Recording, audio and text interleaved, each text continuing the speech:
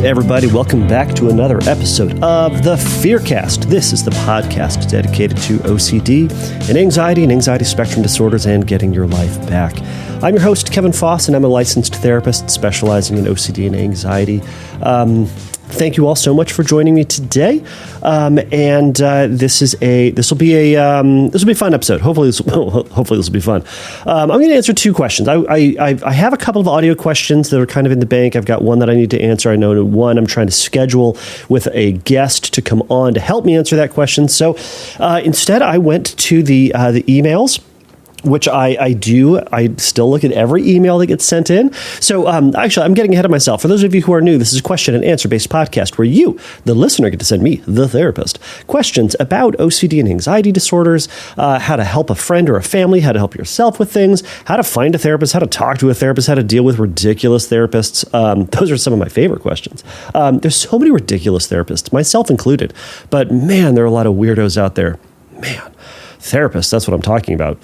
So anyways, but back to it. So you can send me a question. Go over to fearcastpodcast.com and send me a question over there. And I get those, I read those, I consider those, and I have a ton of those questions. I'm going to eventually get to all of them. And today I'm going to go through two of them. As I've mentioned before, audio questions tend to go to the top of the list. For a number of reasons. But today I'm going to go through just two quick emails that I got, and it's kind of mixed things up. We've had a lot of ROCD and a lot of sensory motor, and while I love those and while those are very important to people out there who are struggling with those, today I'm going to go over two other questions. All right, so before I get into the question, I wanted to go over a little bit of a health scare that I had recently. And while it may sound silly to some, it may sound terrifying to others. And I just wanted to share kind of what my thought was, what my worry was, and what my approach was. And it kind of falls in line with a lot of what we've been talking about with health anxiety and dealing with intrusive thoughts about one's health and about the possibility about terrible health things that could befall us. And a lot of it is going to be in line with the conversation I had a couple weeks ago when I had the authors of The Complete Guide to Overcoming Health Anxiety. That's Josh Spitelnik and Michael Steer. You guys can go back and listen to that episode in your own time. But it's so here's what happened. So I was preparing for a local the SoCal IOCDF affiliate. OCD SoCal. Wait, it's called OCD SoCal. I can't even get this straight. Preparing for this conference, and it was unprepared. It was an untested presentation I was giving. I was talking about shame. I was talking about OCD and kind of taboo thoughts. I was jamming together a bunch of different ideas into a talk, and I hadn't run it in its length, in its entirety, because, well, it was just me presenting it. So I didn't need to work with somebody else to kind of work out the timing and all that stuff. And I'm relatively confident in my presenting skills. So I wrote it, and I'm kind of getting, kind of trying to tighten it up. And it's like a day before the presentation. And I'm starting to notice kind of this feeling in my chest, particularly the left side of my chest. Now, if anybody's familiar with anatomy, that's typically where your heart is. Now, I have felt like little feelings in that section, and I kind of chalked it up to, it's nothing. It could be like a muscle tension, or it could be, I have lung stuff, so it could be that. I'm like, I don't know, it could be acid reflux, who frickin' knows? So I was feeling a little bit more than normal. Now, if you have listened to the podcast, you will know that I am an avid coffee drinker. I say avid, that would be generous. I drink way too much coffee, that's to be sure. But I was like, all right, maybe I'm getting a little nervous about this. And then, the day before, I was also feeling a little bit of this. And I'm like, oh no, my heart's going to give out. And so here are the thoughts, right? I'm going to have a heart attack, and I'm going to die. Now, there are heart-related things going on in my family, so that was contributing to this thought. People, grandparents and things like that. So there was that thought. The reality of coffee. I've had clients be like, hey, you drink way too much coffee. I had a client who is a cardiologist say, hey, you drink too much coffee, or that's a lot. So I'm going, oh no, I'm going to die because of my caffeine intake. And my heart, I've overstressed my heart. I'm also stressed, right? I've stressed because of regular work stuff. I'm stressed because of this presentation. So my brain is going crazy, right? Okay. So I have a watch that takes an EKG or I don't know what it's called. Anyways, a heart monitor test thing. So I bought the watch not for that feature, but it has the feature, so I did it. This is not an iWatch, in case anybody's wondering. Point is, not that it matters. Why do I even mention that? Anyways, so I do the test. It says it's fine, but I schedule an appointment with a doctor anyways. Now, I am not going on the internet even a little bit to check or to read or to evaluate. I'm doing none of that. What I'm doing is I'm taking my test on my little heart thing, and then I schedule an appointment with my real doctor, with my primary physician. So I scheduled that, and it was like 3 weeks out. So I'm like, okay, it's the best I can do. All right. So that's what I did. I scheduled it. I did my heart thing. I sent him the results, and then I waited. Now, I felt the heart thing periodically during that. And yeah, it crossed my mind. I'm like, I'm going to have a heart attack between now and then. I'm like, well, I hope I'm like, I have life insurance. All right. I've got, I've got some retirement set out. So hopefully my kids and my wife are going to be all right with that. And, I'm like, I'll be dead. My wife will be fine. She'll find somebody great. But it's like all this stuff and catastrophic, terrifying, really dark thoughts. So I go to see my doctor, and my doctor hooks up all this stuff to me. He checks it out. He takes my blood pressure and all this stuff. And he goes, that's fine. He said, everything is fine. Now, that was wildly reassuring.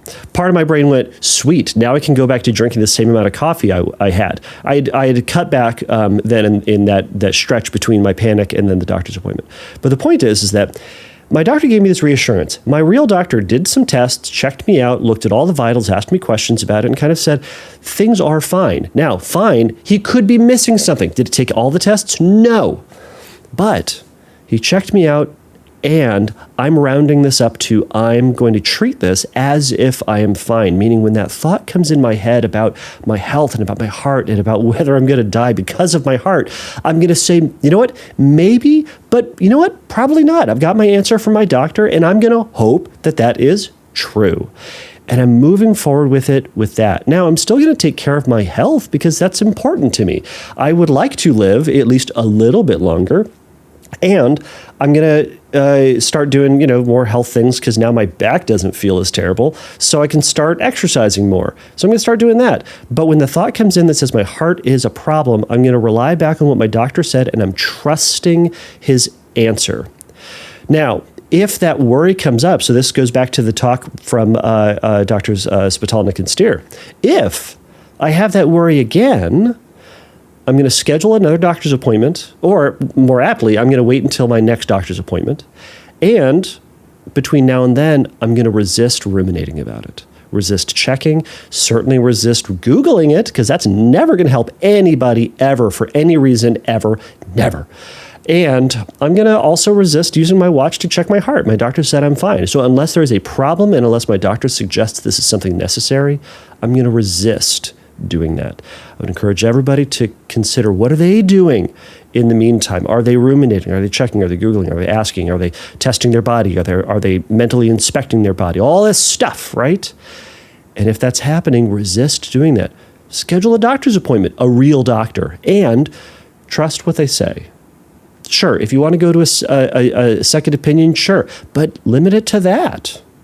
So I know there's a lot of other caveats and things we could miss in that. People are raising their questions and all that stuff. But you know what? I've yammered on enough. So there's going to be more podcasts. Sorry, I'm going to not have a heart attack in the meantime, probably. But all right, so let's get on to these questions. So this first question comes from Nia. Nia? Nia? N-I-A. Nia. Let's go with Nia. It's probably Naya. Oh, all right. I'm going to go with Nia anyways. Sorry, Naya. Yeah. All right. Sorry. All right. So here's the question. It says, I'm looking for advice on how to handle driving anxieties. I'm learning how to drive. I have a strong avoidance towards driving due to fear of making a mistake. The idea of making big mistakes makes me avoid driving. And when I do drive and make even a little mistake, I ruminate on it. For example, if one of my turns wasn't great, I'll feel anxious and I'll feel like I should keep practicing. The frustration and anxiety tends to stick until I feel like I did a turn that was good. I have my license, but have never driven by myself because of my fear. All right, Nia, great question. Okay, it's Nia. I'm going with Nia. This is a great question. I appreciate this. I appreciate it. A couple of ideas. So, number one, I think a lot of people, I'm hearing some perfectionistic tendencies within this, right?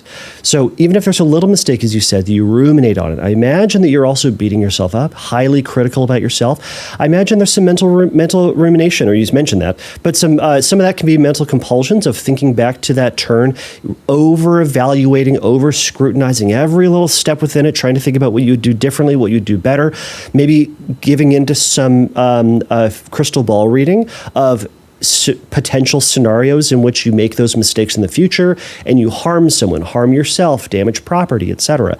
Maybe having or engaging in further fantasies, or maybe engaging in some just negative self-talk. I'm terrible. I'm awful. I'm a terrible driver. All these things. And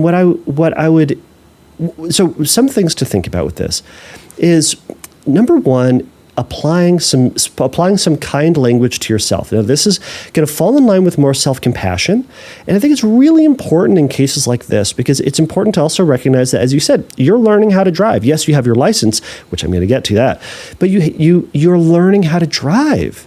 So, of course, you're not perfect. Now, I'll say this: I've been driving for a long time. I've been driving for more than half of my life, and I still make mistakes. Every single driver out there, no matter how good they are, makes mistakes. So in the world of the Kristin Neff's self-compassion, this is going to fall straight in the middle of common humanity. You, Nia, are human, like me, like everybody else out there. And like me, you make mistakes. And that's part of it. You're going to make errors, and you're not going to be perfect, and you're going to shortcut a turn. You're going to go a little long. You're not going to go directly into the lanes as you turn. You're going to stop a little over the limit line. You're going to stop a little way before it. You're not going to stop for a full 3 seconds at a stop sign. I don't know. Pick a thing.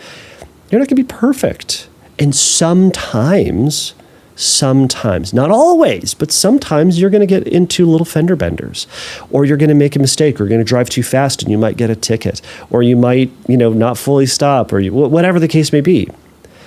And what we call that is normal. Everyone encounters that at some point. So part of this is to start with recognizing that you are human and that that's okay, and that it's good that you're human because you're learning. And as you're learning, you make mistakes. And then when we do, a typical way to respond to a mistake is to acknowledge the mistake and go, all right, here's something that I did that I can do better at. So this is going to kind of fall in the camp of the Brene Brown mindset between shame and guilt. She talks about shame. She talks about people faring better, doing better in life when they use guilt language rather than shame language. Shame language says, I'm awful, I'm terrible. Guilt language says, I'm still a worthy and good person, but I made a mistake, right? Shame language doesn't consider that I'm still good and made an error. It's I'm bad, therefore all I can expect is bad stuff. Guilt language says, man, I made a mistake. I'm still a good person. I'm learning. I'm worthy. I'm a worthy human, and I made a mistake like a human. All right, so that means if I made a mistake, I can reflect back on what I did that was in error, and I can change that in the future and do something different in the next time. Now, I also, so while that's still important, I also wonder if you're also being hypercritical and you're expecting perfection when adequate is enough. You're expecting there to be no errors and expecting to be like by the book, exactly driving the way that, the ideal DMV would want you to have. This is presuming that you're in America. And that's not the case because the vast majority of people aren't that. We're looking for good enough. All right. Now, one thing that you can do is you can ask for reassurances. Now, I know that some people are going to go, oh my gosh, Kevin's saying reassurances. Yes, I am. Because what we can do with this is you can say, hey, to your trusted friend or family. Now, don't ask a lot of these. I would argue that this should be one and done, but have a trusted family member with you who's experienced in driving, who you believe that they are a good and reliable source for driving, and then ask them, hey, how was that turn? And they're going to say, it's fine. Or they're going to say it was good. Or they're going to say it was excellent. Or they're going to say you could do a little bit better in this area. And just like I gave you the example of my trusting my doctors, I want you to trust their feedback. They're going to say it was fine, and you're going to go, okay. And I want you to chalk that up to that turn or that acceleration or that deceleration or that stop or the whatever it is to good enough. And with that good enough, you're going to move on. And you're going to resist the effort to reflect back on how you did, what you didn't do, what you could have done, what you, quote, should have done. And you're going to say, it was fine. It was good enough. Now, that doesn't mean that feeling, the urgency is going to drop off, but that means that you are going to shift your focus back to the next thing in driving. Now, in terms of exposures, I want you to practice driving by yourself. Even if it's like your parents or your family or whoever it is just like sitting on a lawn chair in the front of the house, and you go around the block by yourself. And then when you come back, they're going to go, yay! And then you're going to go, yay! And then you're going to high five yourself, and everyone's going to high five yourself. You're going to high five the dog, all this. And then you're going to get back in the car, and you're going to go around 2 blocks. 2 different blocks, I should say.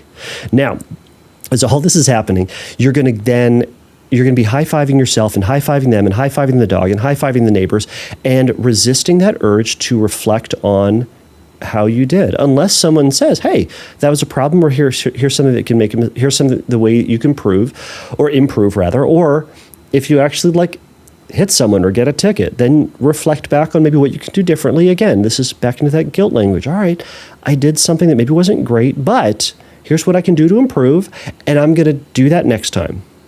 And then you let yourself experience that by going to do it. Of course, part of this is practice, right? You are going to get better, but every time you go for a drive, I want you to then reflect on what you did effectively, what you did well, what you did sufficiently. And I want you to high-five yourself and give yourself praise and acknowledgement for the things that went well. I'm willing to bet you only reflect on that which is not going to your standard of perfection or all or nothing. Because you, like a lot of us, do that. I'm willing to bet. I'm reading your mind, Nia. Nia? What did I say? Nia? Anyways, point is, you're going to keep going, but you're going to say, all right, I did this well. Part of that is boosting yourself, your self-esteem, and acknowledging that which you're doing fine. We need to do more of that in life so that you can show your brain that I'm an effective driver, and hopefully that can start to shut down that negative critical voice and that questioning voice. So I'm kind of pulling from the inferent or oh my gosh, I'm blanking on the name of it. Doesn't matter. This doesn't matter. I'm gonna kick myself for this later. It doesn't matter. So it's the inhibitory learning model. Gosh, my brain. All right, the inhibitory learning model. We're learning that you are a sufficient driver because there's this current thought that says you're not. All right.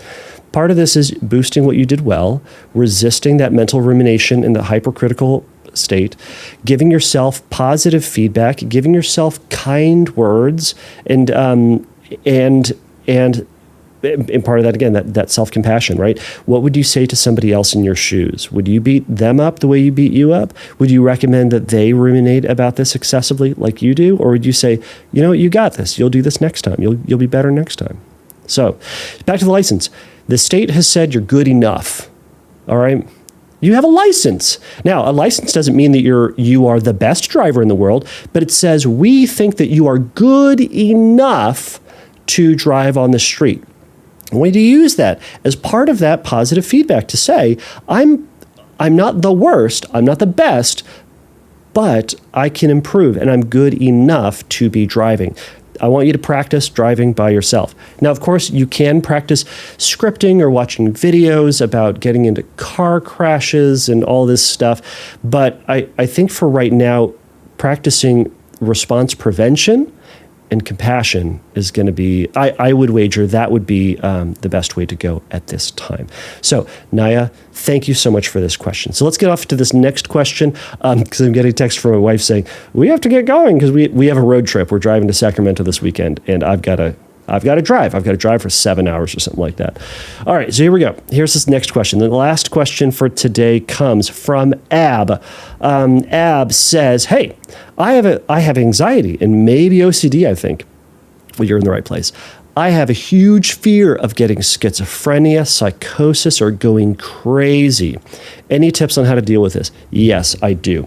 All right, first off, there are plenty of resources out there about psychosis, schizophrenia, OCD, going crazy OCD, whatever you want to call it. I believe I've done one, and I spent a few minutes trying to look for my past episode on this. I felt it was an early one, but this is episode 181. I've been doing this for 5.5 years. I don't remember them. I don't remember all of them. So unfortunately, they're out there. They're out there. All right, here's some things just in a nutshell that you can do. So first, we need to be aware of what is catching your attention that makes you think you're going crazy. Is it simply an intrusive thought? With that intrusive thought, is there some distorted thinking going on, right? Are you hyper-focusing on a type of thinking? Are you hyper-focusing on a pattern of thinking? Is there a particular thought that leads you to this? Is it just simply a statement that says, you're going crazy, you're developing schizophrenia, right? Are you attributing the internal narrative, the internal monologue that we all have, to an internal voice? Right? Now, some of this, what I would encourage you to do actually is to talk with a therapist on this. And I think this is a good way to evaluate first, is to evaluate, or have them rather evaluate kind of what's going on. Go and talk with them about what you're experiencing, what your thoughts are, what your emotions are, and let them do an official assessment to discern whether or not this is anxiety and OCD, or in fact there is schizophrenia, psychosis going on. Now, it's important to do that as a one and done checking, right? Like I mentioned about going to the doctor. Go to a person who can have a realistic and a effective, give you effective feedback on this, rather than just ruminating about it, going online, etc. Right? I'm gonna bet, Ab, perhaps you are not qualified to assess for and diagnose schizophrenia. Now you might be, but you might not be. So if that's this, I remember I was in grad school and I was going to see a therapist on campus for a number of reasons. But I went in and I was like, hey, I kind of think, I'm wondering if I'm experiencing this, and this. And they went, well, typically, if someone comes in and they say they're wondering if they have this, and this, usually that's because they went through a Psych 1 class and they learned about these things, and all of a sudden they think that everybody, including themselves, has them. However, because you're going through a master's degree and you are in your, I think it was in my last semester at the time, so I'd gone through a lot of diagnosis and a lot of I'd learned, this is not helping. I learned a lot about schizophrenia, et cetera. I learned a lot about mental health by that time. So they said, well, we're going to trust you on this. And we kind of moved on that and we talked a little bit more about it. And lo and behold, I was right. But point is that sometimes we learn about these things, we hear about these things, we watch a video about these things, we just simply watch a movie about someone going crazy and we go, oh no, maybe I'm going crazy. And sometimes the fear of going crazy is the core fear of, what if something changes forever within me? What if something changes about my character, about my mind, about the way I relate to myself, others, in the world, that can never go back, and I will not be me anymore, and there will be debilitation, and there will be problems forever. And schizophrenia and psychosis kind of wrap themselves up in that. And schizophrenia is rife for a target for that fear of, and this is kind of the core fear we're talking about, of something irrevocably changing. So it might be that, right? I know I talk about the core fear a lot, and so for you, Ab, what is so scary about the idea of developing schizophrenia? Is it, and it could be, I might go crazy and I might kill people. So at the core of it, it might be that you're a violent person and you're prone to hurting other people. Right? So there's a lot of things that can be unpacked with this. And again, unpack this with a therapist, with a psychologist, a psychiatrist, a social worker, MFT, whatever it might be. Anyways, so you can check into those things. Now, primarily I would have you focus on, what is it that you're doing in response to this thought? What are your compulsions? Are you going online and Googling a bunch of things? Are you watching movies and comparing yourself? Are you looking at YouTube videos of people who do in fact have schizophrenia and comparing and contrasting your behaviors or your thoughts? Are you watching documentaries on psychosis and schizophrenia? Are you asking your friends, hey, do you think was that normal? Was that okay? Right? Just to have them go like, no, it's fine. So you go, oh, okay, good. I don't have schizophrenia. And I'll say, what do they know? Now, pulling back, resisting, or eliminating as many compulsive behaviors that give you certainty that you're okay and not going nuts is one of the most important things that you can do. Beyond that, you can say, you know what, maybe I am. And that's going to feel uncomfortable. Maybe I am, but I'm not going to check. I'm not going to try to stop it. I'm going to let it happen. And then you live your life. You just move on. You move on going to class, going to school, going to work, talking to your friends, talking to your family, raising your kids, whatever it is that you're doing. You just keep going. Maybe I am. Maybe today's the day that I'm going to go crazy. Maybe today's the day that I develop schizophrenia. Possible. And then you keep going. My rule of thumb is this. If you, in fact, go crazy, someone will tell you. And that someone is going to be a police officer, a doctor, a psychiatrist, someone in that realm. It's not going to be your friends who are kind of jerks and be like, you're crazy.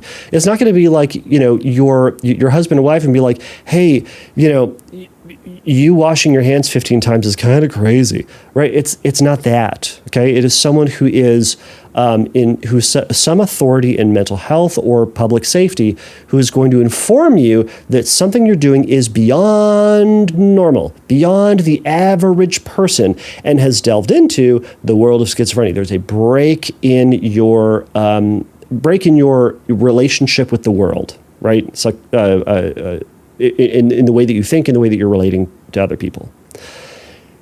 And until they tell you, they haven't told you. And if they haven't told you, well, we're going to round up to, maybe it's not true. Now, it may happen. Maybe it's already happened. I don't know. But you know what? I'm going to keep going in life, and I'm going to wait.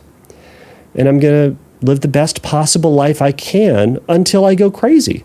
And I'm telling you that with me. I'm going to live the best possible life I can until I go crazy, until I get a heart attack, or until I don't know, kill and eat my wife and my children. I don't know. I'm probably not going to do that, but we'll see. It's going to be a long weekend.